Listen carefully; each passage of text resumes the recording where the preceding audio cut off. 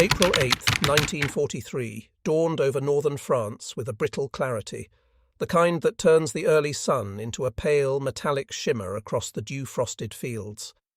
Above the patchwork of pastures, orchards, and war-scarred villages, a formation of strange new American aircraft clawed at the sky, their massive radial engines labouring against gravity.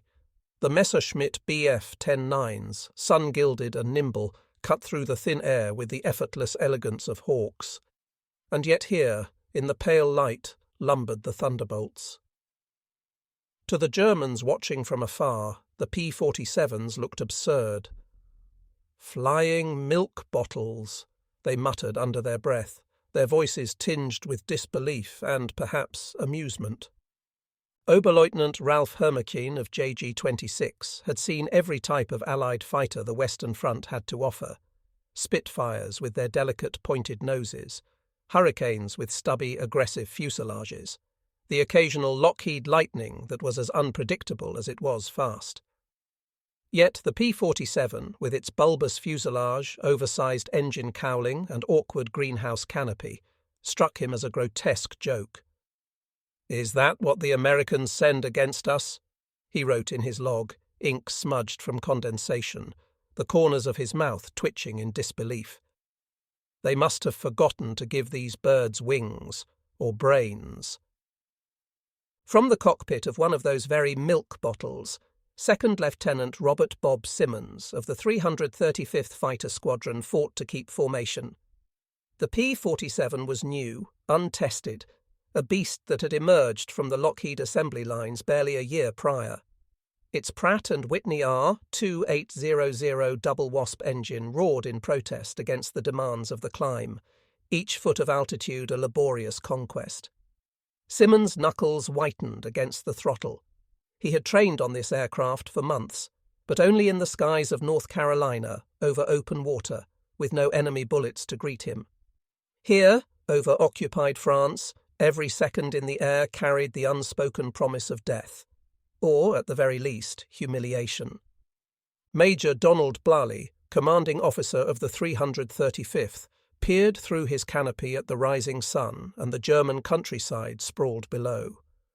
Blarley was tall, lean, and disciplined to the point of obsession with formation integrity. Behind him, 12 P-47s formed a staggered V, each pilot fighting the aircraft as much as the invisible drag of the thinning air. Blarley's mind was a ledger of contingencies: climb rate versus enemy interception, fuel burn versus time over target, firepower versus vulnerability. He knew the Germans would underestimate his machines, and he secretly welcomed it. At first glance, the P-47 was a misfit. Its fuselage, broad and almost unwieldy, carried a weight that German pilots could not yet comprehend. The Messerschmitts would dive, expecting the Thunderbolt to crumble under concentrated fire. But what the Luftwaffe did not yet grasp, and what Blarley felt in his gut, was that this aircraft was built to endure punishment, designed as much for survival as for destruction. The R-2800 engine, armoured in the front and paired with self-sealing fuel tanks, gave the Thunderbolt an almost laughable immunity to small arms fire. 8.50 caliber Browning machine guns lined the wings, each loaded with tracer belts capable of shredding FW-190s in seconds. The Americans called it the Jug, short for Juggernaut, and already Billy felt the weight of the nickname. From the Luftwaffe's perspective, the climb was a spectacle. Hermachine and his wingman, Lieutenant Franz Dietrich, watched the P-47's struggle, noses yawing, wings quivering under the strain of acceleration. In the concise reports later filed at their Staffel headquarters, Hermachine described the sight as comic, yet ominous. He noted the propeller's massive blur, the radial engine's thunderous pulse, the oversized canopy that seemed better suited to an airliner than a fighter. "They are fat, slow, and awkward," Hermachine wrote, "yet somehow they do not fall." Inside the cockpit of a P-47, the Americans felt every ounce of that mass. The aircraft's climb was slower than a Spitfire, its turns wider, more deliberate. Yet when the wind caught the wings, when the sun reflected off the polished cowling, the pilots began to feel a subtle reassurance. The plane did not twitch. It absorbed turbulence and attack alike. Unlike their lighter British counterparts, the Thunderbolt had a solidity that felt almost invincible. Simmons glanced at his wingman, who gave a nervous thumbs up. This aircraft could take a beating and return it. The first skirmishes were brief but telling. A lone FW-190 streaked toward the formation, guns blazing, expecting an easy kill. The P-47s dove to avoid fire, then surged upward in a coordinated climb. The FW-190 overshot, and in that instant the Thunderbolt's firepower spoke.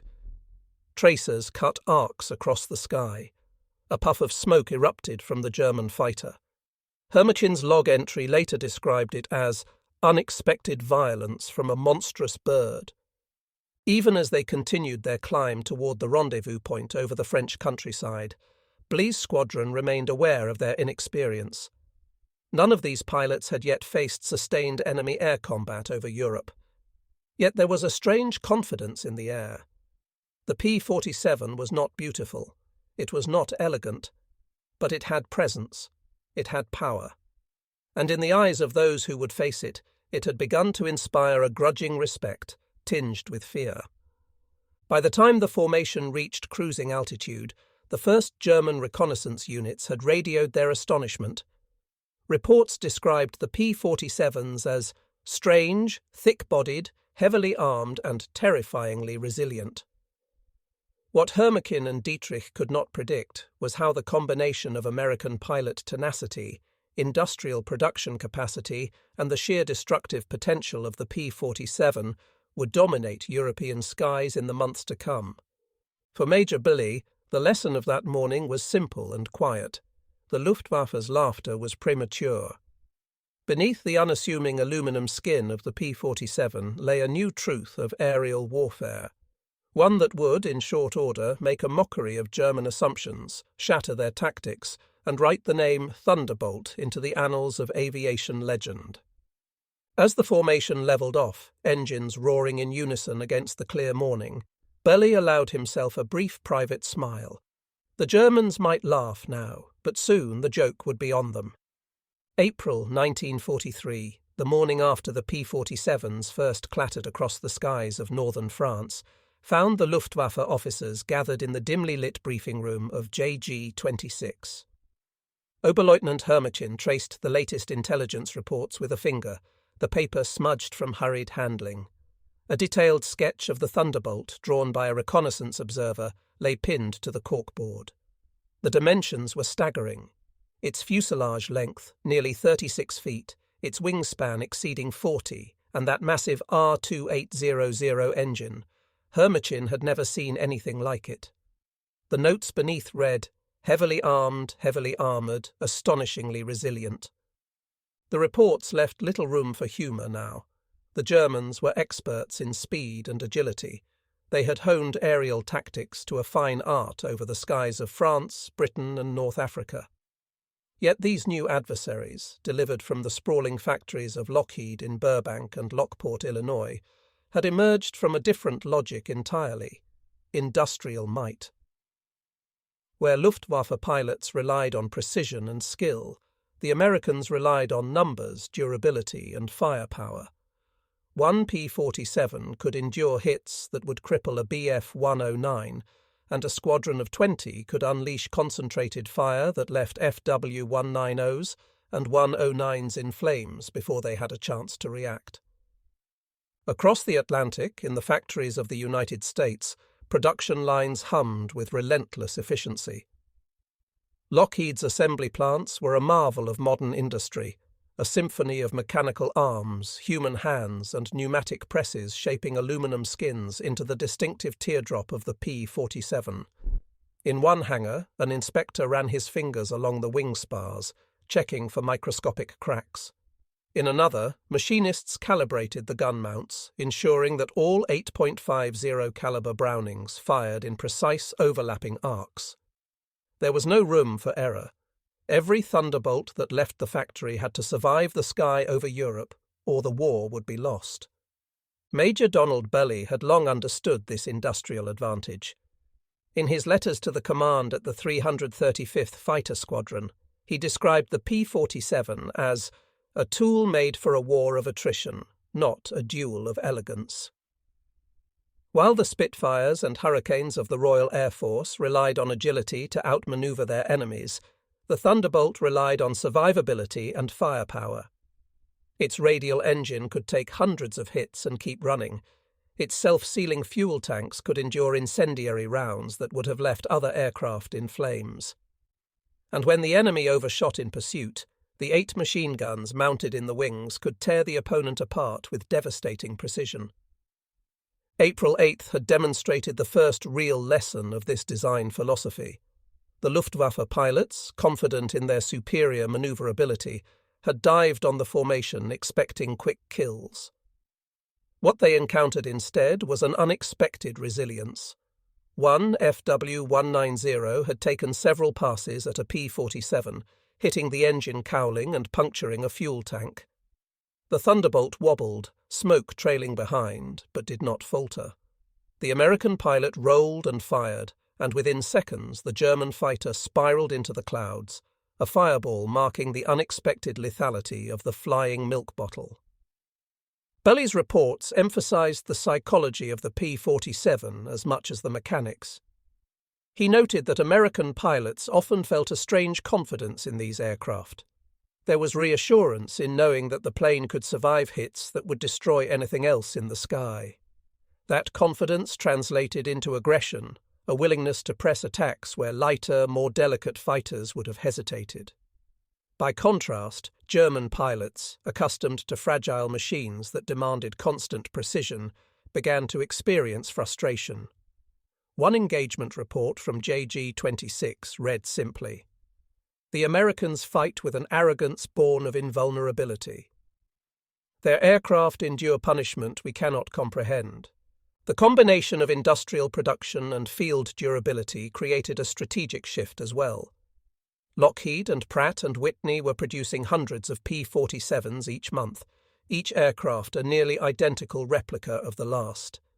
The United States could replace losses with speed and efficiency unimaginable to the Germans. For the Luftwaffe, which had already been stretched across multiple fronts, the math was grim. Every Thunderbolt lost could be replaced by 3 more, fully armed, fully fueled, and combat-ready. It was a numerical and logistical nightmare that even the most experienced German officers could not solve. Meanwhile, American pilots had begun to internalize the true nature of their aircraft. Second Lieutenant Robert Simmons wrote in his diary after his first engagement, "The P-47 feels like a tank in the sky. She wobbles and climbs slowly, yes, but she laughs at bullets. I've been hit twice already, and yet she still holds formation, still fires straight. I begin to understand why the majors keep calling her a juggernaut. This machine does not fear death, it delivers it." In the months that followed, the operational philosophy of the Thunderbolt would become clear. It was not designed for dogfights in tight turns.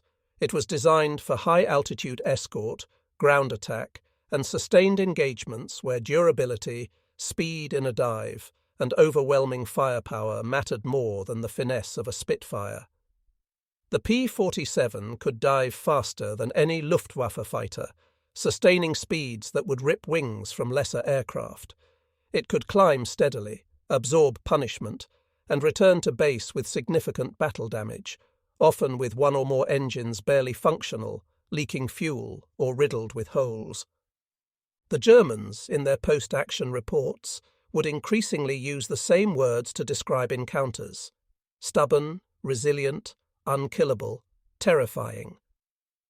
They noted how the Americans pressed attacks aggressively, exploiting the P-47's strengths in high-speed dives and coordinated fire.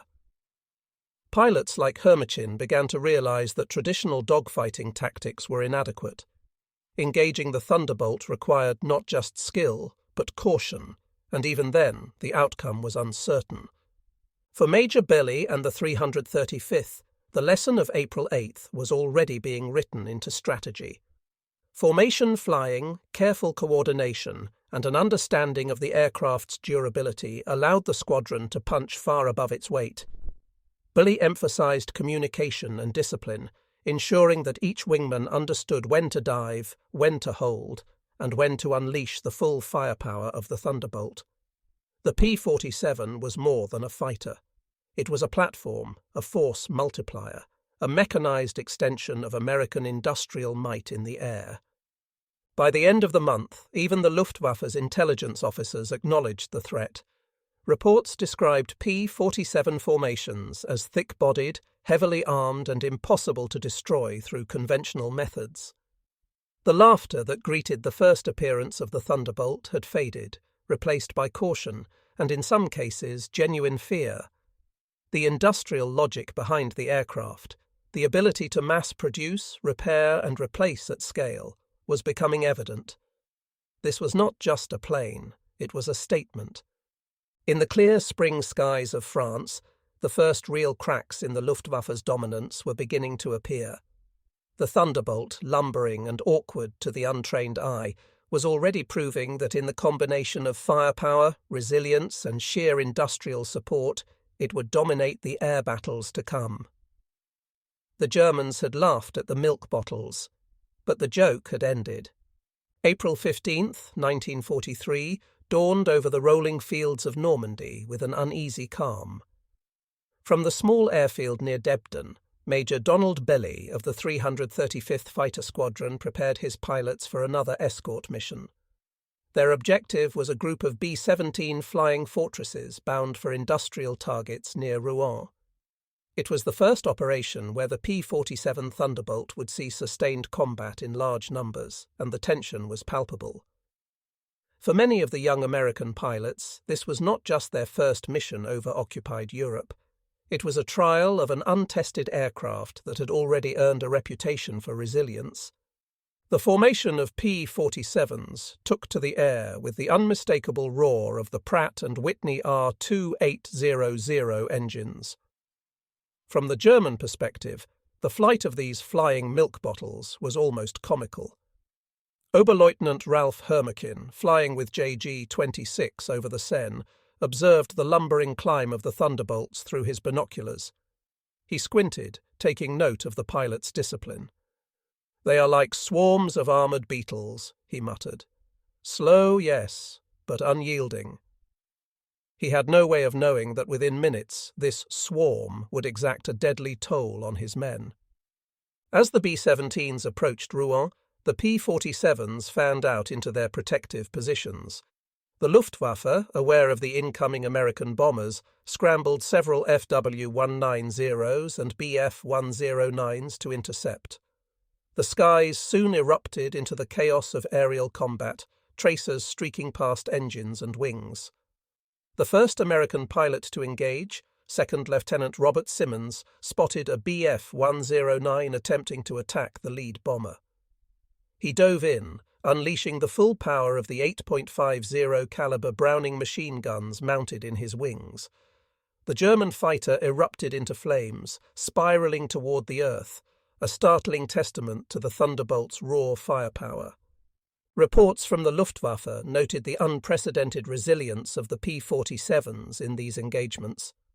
One pilot recalled, "We hit them in the engines, in the fuselage, and yet they continued to press forward."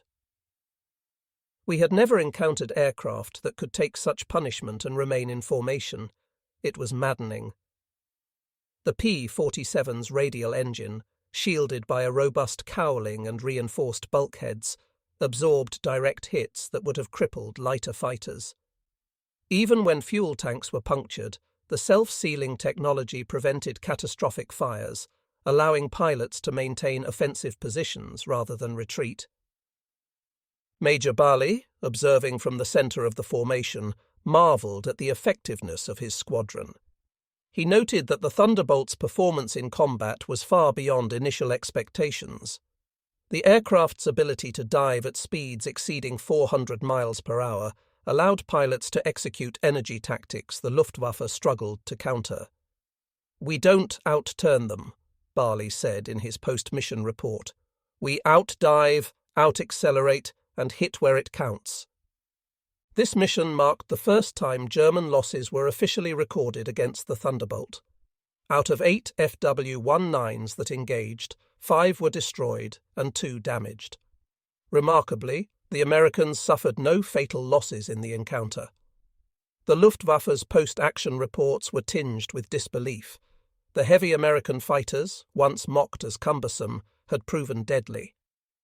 Hermochin himself, reflecting in his war diary, described the engagement. "We thought them fat and clumsy. Yet they struck with precision and endured punishment that would have shattered any of our own aircraft. I have never felt such frustration in combat." Back at Debden, pilots of the 335th debriefed in hushed tones, alternating relief and disbelief. Several P-47s returned riddled with bullet holes, one with a wing spar partially severed. Yet every pilot had returned safely. Major Bellet emphasized the psychological impact. Confidence was growing among the Americans. They understood that their aircraft could endure what the Luftwaffe could not. This understanding allowed for more aggressive tactics, coordinated attacks, and higher morale. The significance of these encounters extended beyond the battlefield. Intelligence officers in the Luftwaffe were forced to reconsider their assumptions about American air power. The milk bottles were no longer objects of ridicule. They were instruments of a new aerial strategy, one rooted in industrial capacity, tactical resilience, and the sheer survivability of the pilots they carried. Post-action reports emphasized repeated themes. American pilots pressed attacks relentlessly. Their aircraft remained in formation despite significant damage, and their firepower inflicted disproportionate losses. Further analysis revealed the strategic implications. The P-47's design allowed it to operate at altitudes that rivaled the Luftwaffe's fighters, making interceptions of American bomber formations increasingly costly. The combination of armor, radial engine resilience, and concentrated machine gun fire meant that traditional dogfighting tactics were often ineffective. German pilots began to adopt hit-and-run strategies, but even then, the Thunderbolt's diving capability and robust airframe often turned the tables. In the following weeks, the pattern became unmistakable. American pilots returned with battle-damaged aircraft, yet they reported that engagements had gone in their favor more often than expected. Lieutenant Simmons noted in his diary, "The Thunderbolt is more than a fighter. It is a statement. We climb slower, yes, but she holds, she strikes, and she endures. The Luftwaffe thinks it can outmaneuver us, but they cannot outlast us."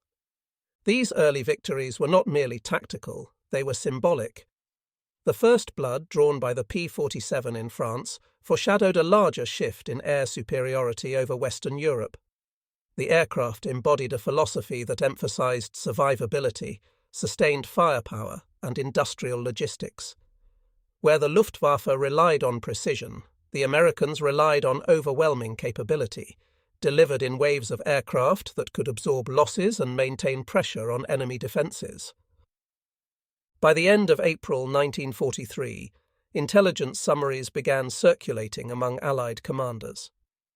The P-47 Thunderbolt, previously underestimated, had proven itself in real combat. The combination of durability, firepower, and pilot confidence created a platform capable of dominating engagements against the Luftwaffe's fighters. The psychological effect was equally significant. Pilots trusted their machines, and German observers noted the relentless aggression of American formations. Hermochin's final notes from the month captured the growing unease. The Americans laugh at what we considered formidable. Their aircraft endure and strike with a fury that cannot be mitigated by skill alone. We may yet adapt, but the cost will be high. April 1943 would be remembered not only for the first blood spilled in the skies over France, but also as the moment when the P-47 Thunderbolt announced itself as more than an American aircraft. It was a new class of fighter, designed not for elegance or agility, but for resilience, firepower, and industrial dominance. The Luftwaffe, once confident, was beginning to comprehend the challenge they now faced, a challenge that would shape every encounter for the months to come. By May 1943, the skies over northern France had become a proving ground for the P-47 Thunderbolt. Following its initial sorties in April, the aircraft's reputation had begun to precede it. German intelligence, initially dismissive of the so-called flying milk bottles, now recorded each encounter with a mix of irritation and cautious respect. The Luftwaffe's reports detailed aircraft riddled with bullet holes, yet still pressing attacks, pilots returning from missions unscathed, and the relentless firepower that American Thunderbolts brought to each engagement. Major Donald Bully, reviewing combat reports from the 335th Fighter Squadron, noted a pattern that was both encouraging and troubling. P-47s were proving virtually impervious to standard Luftwaffe tactics. Dogfighting maneuvers that had decimated Spitfires or early P-40s were less effective against the Thunderbolt's combination of radial engine resilience and armoured cockpit. The aircraft's 8.50 caliber Browning machine guns delivered a volume of fire that could annihilate enemy fighters before they had a chance to disengage. On May 7, 1943, Lieutenant William Bill Hartmann led a squadron of 8 P-47s, escorting a formation of B-17s targeting industrial plants near Le Havre. From the German perspective, the sight of the Thunderbolts was no longer amusing. Oberleutnant Heinrich König, flying his FW-190 over the English Channel, observed the American formation in disbelief. They come in formation, slow yet unyielding. Even when we hit them, they do not falter. Their guns are everywhere at once.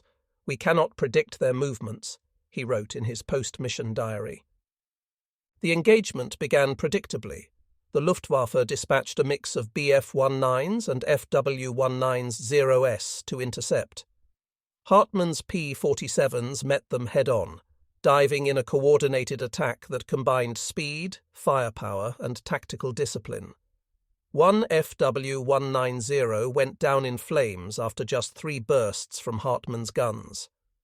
Another Bf-109 was riddled with holes but managed to limp back toward occupied territory, a testament to both German engineering and American precision. Billy observed the unfolding battle from a higher altitude, issuing commands via radio. Focus on energy tactics. Don't get caught in turning fights. Use your diving speed and stay together. The squadron executed flawlessly, taking advantage of the Thunderbolt's strengths: a sturdy airframe, rapid acceleration in dives, and the capacity to absorb punishment that would cripple any lighter fighter. By the end of the mission, German losses were significant: 4 aircraft destroyed, 3 damaged. The Americans suffered minor damage to 2 P-47s, both returning safely. Bully's debriefing emphasized what intelligence officers would later term a paradigm shift. The P-47 was redefining aerial combat. Its durability allowed pilots to push aggressively, knowing that the aircraft could survive hits that would have been fatal in other planes. One of the most remarkable examples occurred during this mission. Lieutenant Harold Simmons, diving to intercept a Bf-109 attacking a bomber, was struck multiple times in his engine and fuselage. Fuel leaks and control damage were evident. Yet Simmons maintained formation, firing relentlessly until the enemy aircraft spiraled down. He returned to Debden with bullet holes covering his fuselage and canopy, his P-47 battered but intact. This encounter would later be cited in Luftwaffe post-war interviews as one of the first tangible examples of American airframe superiority. German pilots increasingly recognized that the P-47's survival was not accidental. The radial engine, unlike liquid-cooled inline engines, could sustain multiple hits without immediate failure. Armor plating around the cockpit protected pilots from fragmentation and gunfire, and self-sealing fuel tanks prevented catastrophic fires. Combined with aggressive American tactics, these features transformed the Thunderbolt from a bulky escort fighter into a lethal predator over occupied Europe. Meanwhile, in the American squadrons, pilots began to understand the psychological edge provided by their aircraft. Confidence soared, reinforced by the knowledge that the P-47 could endure punishment that would force enemy pilots to disengage. Training emphasized leveraging the aircraft's diving speed, firepower, and structural integrity, rather than relying on turning maneuvers where lighter fighters had the advantage. The doctrine was clear: absorb, strike, and dominate. The Luftwaffe attempted adaptations. Pilots experimented with head-on attacks, coordinated group tactics, and higher-altitude interceptions. Some reports noted marginal success in damaging P-47s, but the heavy losses continued to mount. Post-action interrogations of German pilots conducted after the war reveal a consistent sentiment: frustration and disbelief. One officer remarked, "We trained to fight finesse and skill." These Americans teach us that endurance and firepower can overcome any maneuver. Operationally, the Thunderbolt's impact extended beyond tactical victories.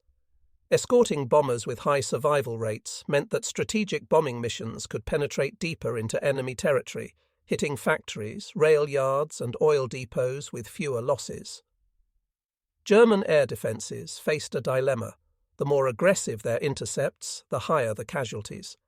Yet holding back meant conceding airspace to American forces, a choice that increasingly became untenable.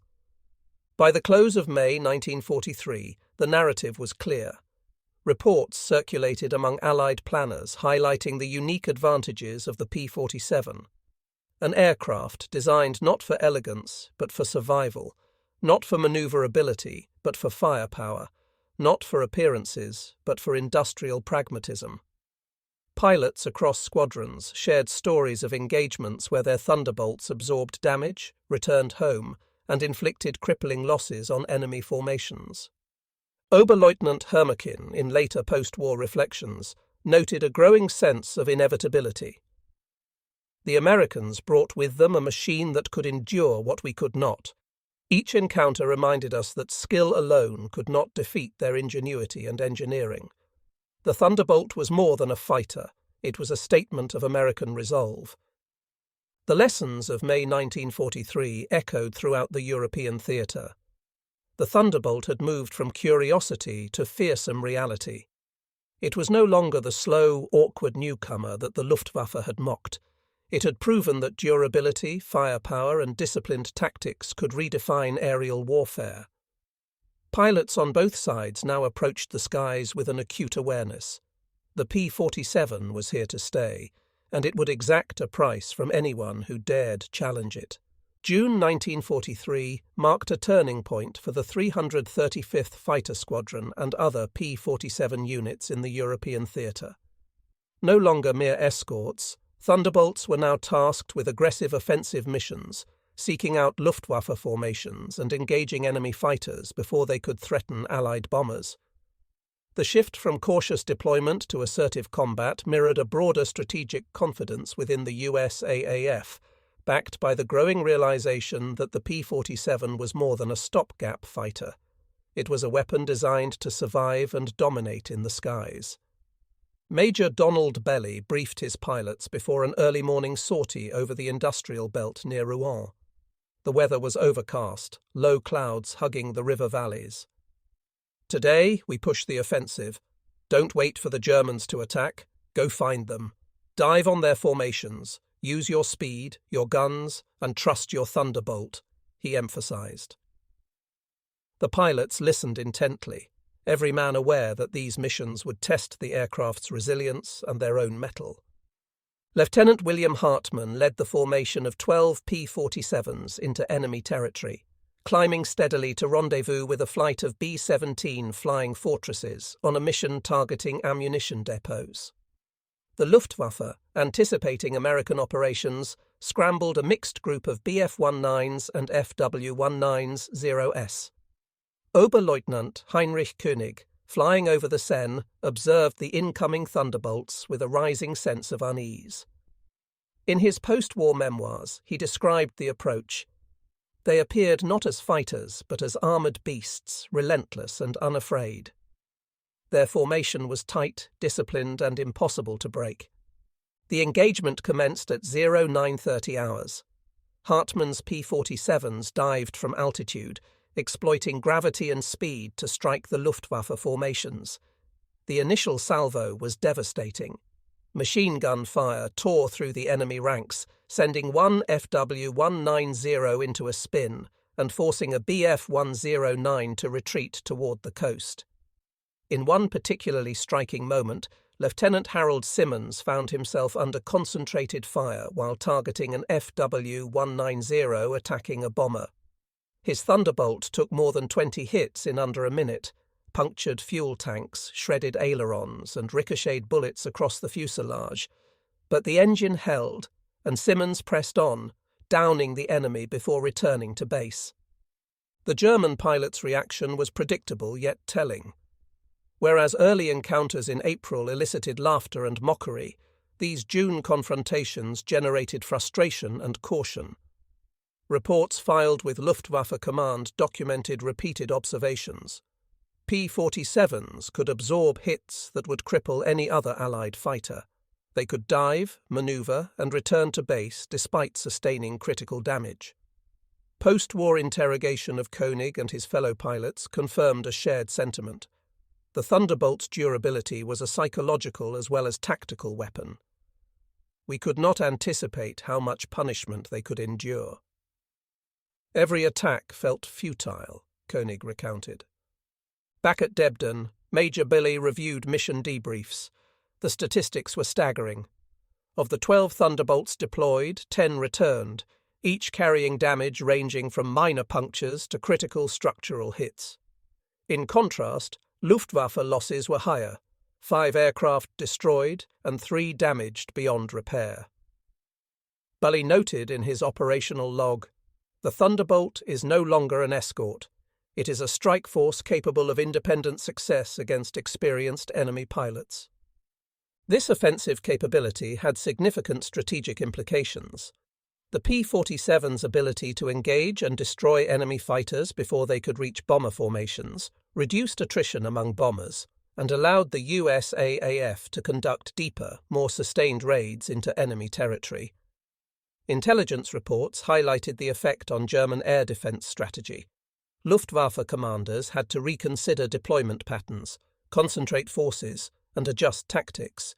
Yet even then, the Thunderbolt's combination of firepower and resilience remained overwhelming. During a mission on June 15th, Lieutenant James "Jimmy" Caldwell experienced firsthand the Thunderbolt's indomitable nature. Engaging a squadron of FW-19s near Le Havre, his aircraft was hit repeatedly. His cockpit canopy was riddled with shrapnel, hydraulic lines severed, and the engine oil pressure fluctuated dangerously. Despite this, Caldwell maintained formation and delivered a precise burst that destroyed an attacking fighter. He later recounted, "I was convinced I would not make it back, but the Thunderbolt just would not let me fail." It felt like flying a tank in the air. Meanwhile, German pilots documented a growing sense of dread. Luftwaffe war diaries from JG-2 and JG-26 repeatedly mention the term unzerstörbar, or indestructible, when describing the Thunderbolts. Encounters increasingly involved cautious probing rather than aggressive dogfighting. German commanders began to instruct their pilots to avoid head-on engagements, to attempt high-speed dives, or to attack from altitudes where the P-47's energy advantage was diminished. Even so, the sheer volume of Allied air activity, combined with the resilience of the Thunderbolts, made such precautions only partially effective. The Thunderbolt's success also influenced pilot training. American squadrons began to incorporate more aggressive tactics, emphasizing vertical maneuvers, energy retention, and coordinated attacks. Pilots learned to trust their aircraft implicitly, knowing that its design allowed them to absorb punishment and remain operational when lesser planes would have been lost. Major Billy observed, "Our men fight with confidence because they know the Thunderbolt fights with them. This is not bravado, it is engineering." By late June, the narrative among Allied intelligence officers was clear. the P-47 had transitioned from an experimental fighter to a cornerstone of air superiority strategy in the European theatre. Reports to the 8th Air Force Command emphasized the aircraft's unmatched combination of firepower, survivability, and versatility. Pilots could now conduct both escort and offensive sweeps with the expectation of inflicting heavy losses on enemy formations while sustaining minimal casualties. German pilots, meanwhile, faced a humbling reality. The Luftwaffe's prior mockery had been replaced by wary respect, even fear. Oberleutnant König, reflecting years later in post-war interviews, admitted, "We underestimated the Americans, their industrial capacity, and their aircraft. The Thunderbolt was a revelation, a machine that could take punishment, keep fighting, and force us to adapt constantly. It was a lesson we learned the hard way." In summary, June 1943 solidified the P-47's reputation. From the perspective of the 335th Fighter Squadron, it was a machine of resilience and precision, enabling pilots to fight aggressively and return home despite enemy fire. From the German viewpoint, it was a disruptive force, bulky, relentless, and armoured with firepower that defied expectations. This month of combat was a harbinger of the Thunderbolt's pivotal role in the European air war, foreshadowing the growing dominance that would follow in the coming months. By July 1943, the presence of the P-47 Thunderbolt over occupied France had become a thorn in the side of the Luftwaffe. The aircraft's resilience and firepower were no longer theoretical.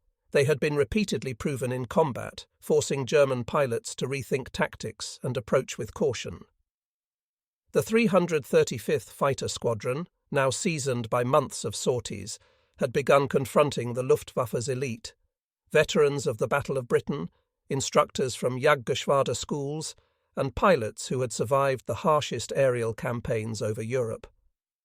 Major Donald Barley led a briefing at Debden Airfield, reviewing intelligence on Jagdgeschwader 26 and Jagdgeschwader 2, units known for their experienced Bf-109 and FW-190 pilots.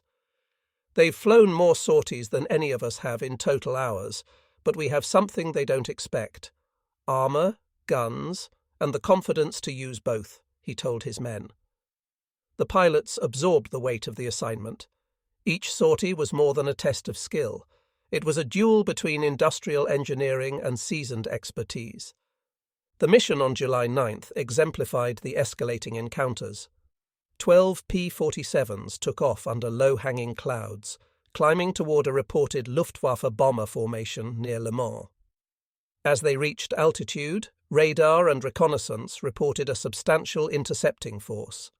20 Bf-10-9s from JG-26, led by Hauptmann Friedrich Meissner, a decorated veteran of the Channel battles. Meissner, expecting another wave of lightweight fighters, initially underestimated the P-47s.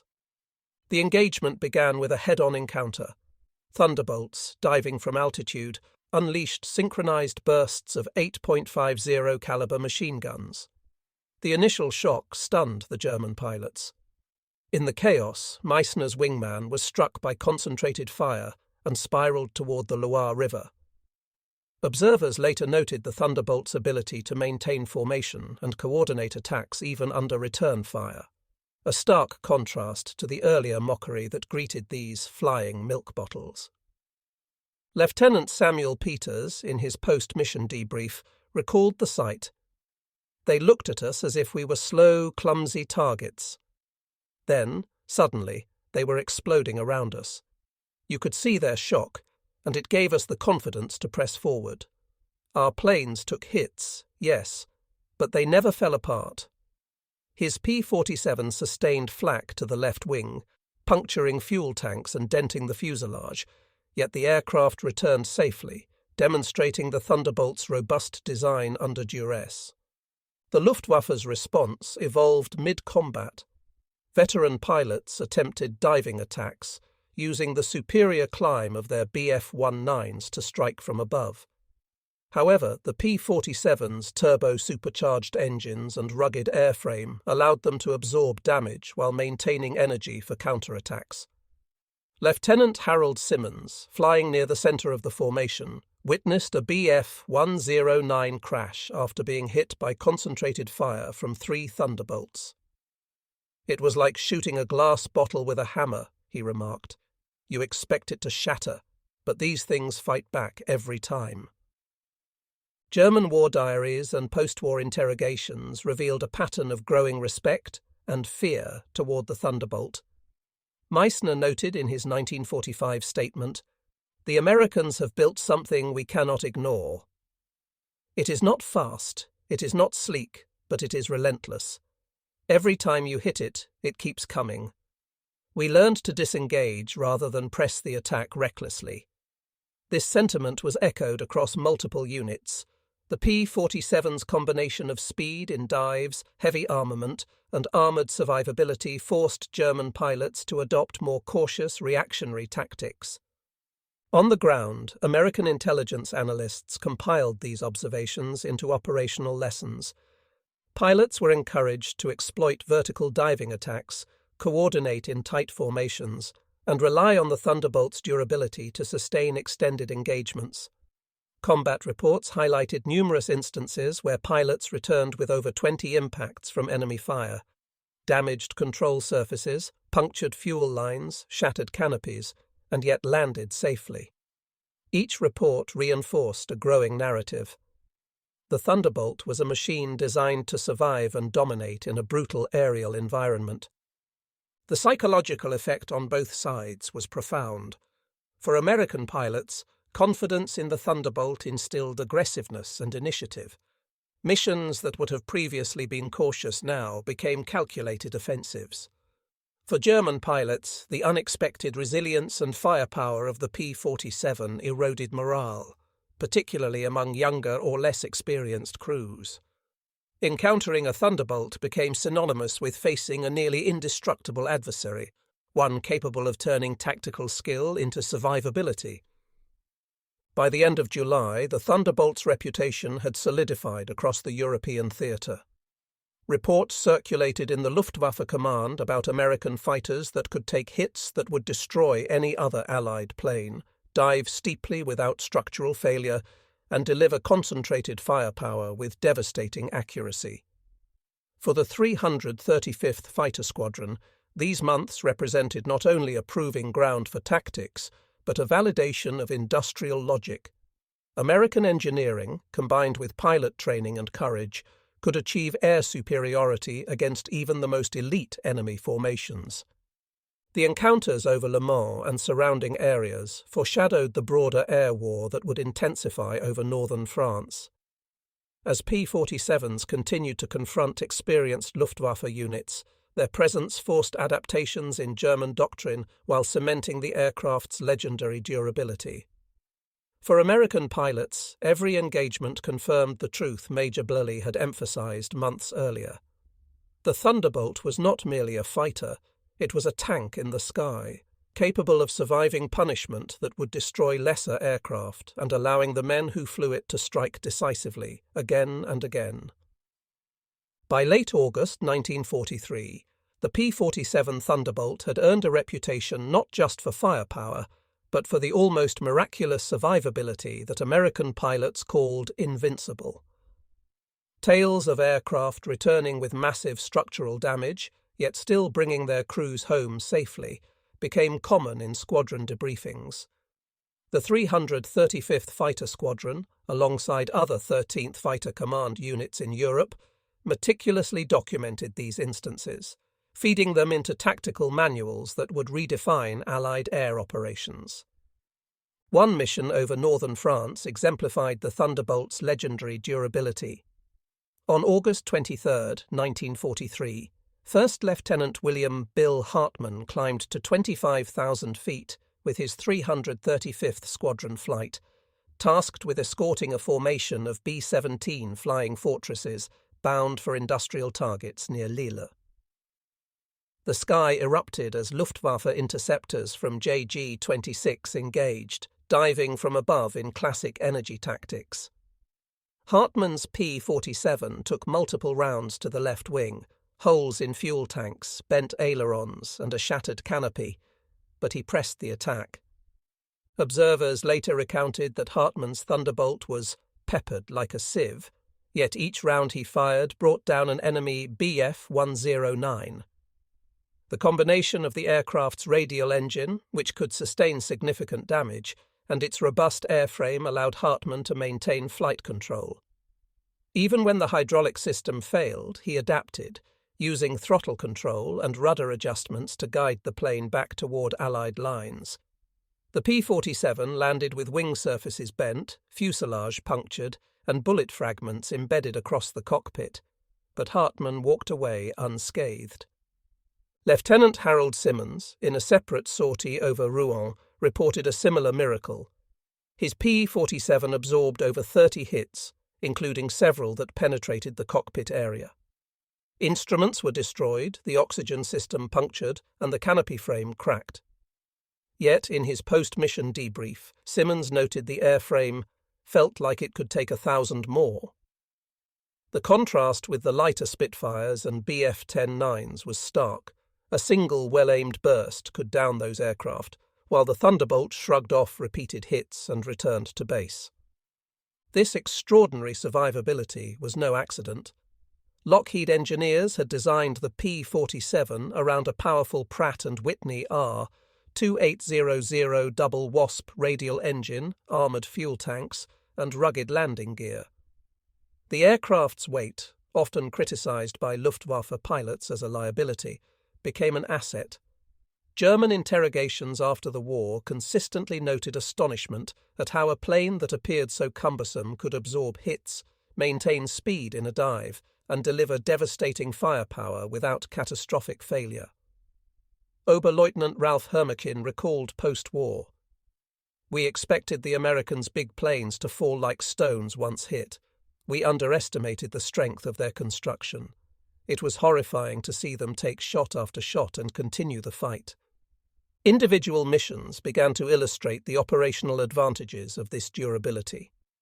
On September 5, 1943, the 335th Squadron intercepted a formation of Junkers Ju-88 bombers targeting Allied supply lines. Lieutenant Samuel Peters, flying a heavily armed Thunderbolt, engaged 3 Ju-88s in succession. Peters's aircraft received rounds through the fuselage and wing roots. One engine cowling was punctured, and a wing tank leaked fuel at an alarming rate, yet the plane maintained altitude and speed.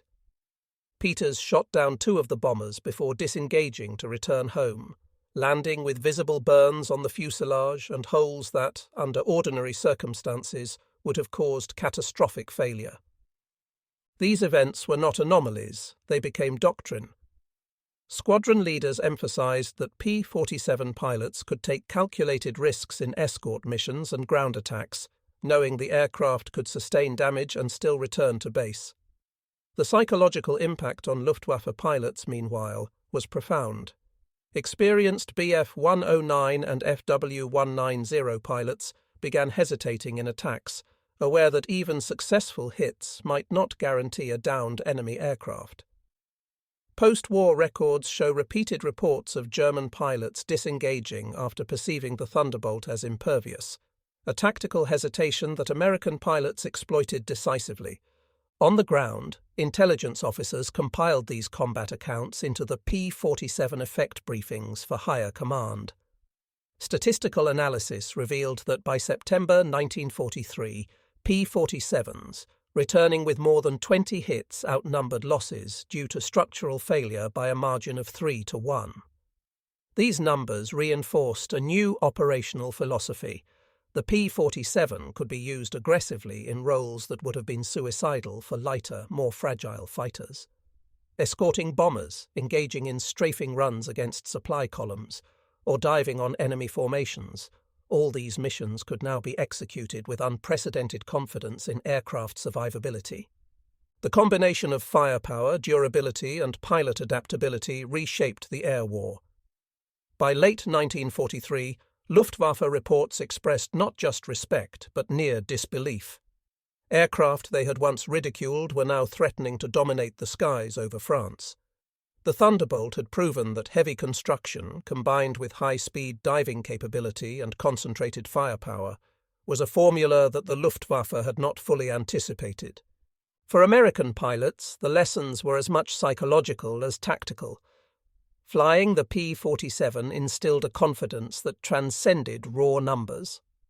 Knowing their plane could absorb punishment without immediate loss encouraged offensive tactics, aggressive pursuit, and a willingness to press attacks even in numerically inferior situations. The aircraft became more than a tool.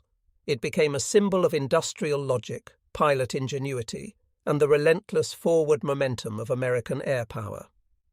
As 1943 drew toward fall, the Thunderbolt's legend spread across Allied squadrons. Stories of missions where pilots returned with mangled aircraft became training material, reinforcing a culture of resilience and daring. Each battered P-47 that limped back to base carried with it not just the pilot, but a demonstration of the industrial and tactical philosophy that would eventually dominate the European air war. The era of underestimating American engineering and pilot tenacity was over. Now the Thunderbolt had proven it could survive, strike, and intimidate, often in the same mission. By the closing months of 1943, the P-47 Thunderbolt had cemented its place in the Allied air arsenal, not merely as a fighter, but as a symbol of industrial precision and tactical innovation. The German Luftwaffe, initially dismissive of its size and weight, was now forced to reconsider doctrines developed for engagements against lighter, more fragile aircraft. Reports from frontline Luftwaffe pilots, later corroborated through post-war interrogations and captured operational diaries, painted a stark picture. The P-47 could not be underestimated. German command noted a troubling trend. Their traditional energy tactics, diving attacks from altitude followed by climbing disengagements, were no longer sufficient. P-47s, despite their bulky profiles and comparatively slower climb rates, could absorb multiple hits while delivering devastating counterfire. Oberleutnant Hermann Klein, stationed near Rouen in September 1943, recounted in a post-war memoir, "We learned, sometimes the hard way, that a well-flown P-47 was almost impossible to shoot down with conventional tactics. They would dive into our formations, scatter our bombers, and survive hits that would have destroyed a Bf-109 10 times over." Allied intelligence had begun systematically cataloguing these engagements. Combat reports from the 335th Fighter Squadron, alongside data from the 13th Fighter Command, demonstrated that the P-47's combination of high-speed diving capability, concentrated .50 caliber firepower, and rugged construction created an asymmetric advantage. Even when outnumbered, Thunderbolt flights often inflicted disproportionate damage on German units, forcing Luftwaffe pilots to adopt more cautious strategies. One particularly illustrative incident occurred on October 2, 1943, during a mission over the industrial heartland near Metz. Lieutenant Harold Simmons, returning from a bomber escort sortie, encountered a swarm of FW-190s attempting to intercept the formation. Despite sustaining multiple hits that punctured the fuselage and damaged flight controls, Simmons' P-47 downed 2 enemy aircraft and guided a critically damaged B-17 to safety. Post-mission analysis indicated that the German pilots had hesitated at key moments, unsure if their fire would yield the expected results. The psychological effect of this uncertainty, a direct consequence of the Thunderbolt's durability, proved as lethal as its guns. By November, Luftwaffe doctrinal manuals had begun referencing the need to adjust attack formations and avoid extended engagements with P-47s unless numerical superiority was overwhelming. Captured documents, later archived in the Allied Technical Intelligence section, reflected a grudging admiration. American aircraft are constructed with an unusual robustness. Direct engagement must be carefully calculated. The P-47 is not easily destroyed by standard armament. This marked a significant departure from earlier attitudes, when German pilots openly mocked the flying milk bottles as cumbersome targets. On the American side, squadron leaders leveraged these insights to optimize operational tactics. The P-47's ability to sustain hits encouraged bold escort strategies, allowing pilots to remain with bomber formations for longer periods and aggressively confront interceptors. Ground attack missions, previously considered high risk for fighters, became feasible with the Thunderbolt's combination of armor and firepower. Reports from late 1943 indicate that P-47 pilots began adopting a doctrine of calculated aggression, exploiting the psychological hesitation of Luftwaffe pilots. The industrial philosophy underpinning the Thunderbolt further amplified its impact. With Lockheed producing aircraft at a high rate, and the Pratt Whitney R-2800 engine proving reliable under combat conditions, replacement aircraft were readily available. This allowed the Allies to maintain operational tempo even in the face of combat losses. The Germans, constrained by fuel shortages, attrition and production limitations, could not respond in kind. The disparity in aircraft resilience and replacement capacity created a systemic advantage that extended beyond individual missions. Personal accounts from American pilots underscored this shift. Major Donald Belly, commanding officer of the 335th Squadron, noted in his memoirs, "The Thunderbolt changed the calculus in the air. We could engage more boldly, press the attack, and still return our pilots and planes. Enemy fire no longer dictated our limits. Our aircraft's strength did debriefing reports corroborate that many P-47s returned from missions with more damage than any other Allied fighter could survive, often bringing back intelligence and downed enemy equipment for analysis." By December 1943, the cumulative effect of these engagements had transformed the air war over Western Europe. Luftwaffe units began to favour defensive tactics, avoiding sustained dogfights where P-47s were present. Allied bomber losses decreased incrementally, while pilot morale soared, buoyed by confidence in their aircraft's survivability. The P-47 had proven that a well-engineered fighter, built for resilience and firepower rather than nimble aerobatics alone, could dominate the airspace in both tactical and psychological dimensions. The Thunderbolt's legacy, as documented in post-war analyses, was clear. It forced a re-evaluation of Luftwaffe doctrine, reshaped Allied air operations, and demonstrated the strategic value of durable, heavily armed aircraft. The once mocked flying milk bottle had become a symbol of industrial strength, tactical ingenuity, and the relentless capacity of American air power. Its presence in the skies marked a turning point. German pilots never again underestimated the resilience of a well-constructed fighter, and the lessons learned in 1943 reverberated throughout the remaining campaigns of the European Air War.